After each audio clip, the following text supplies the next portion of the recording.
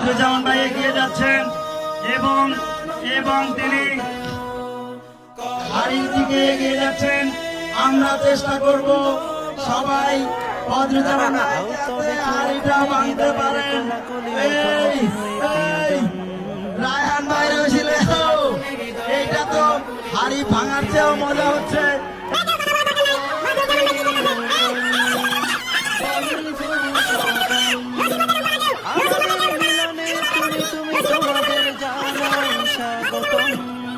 বদরুজ্জামান ভাই, আমরা আশা করছি তোমার কথা দেখা যাচ্ছে তোমার দাঁড়াও, একটু ওয়েট করো। বদরুজ্জামান ভাই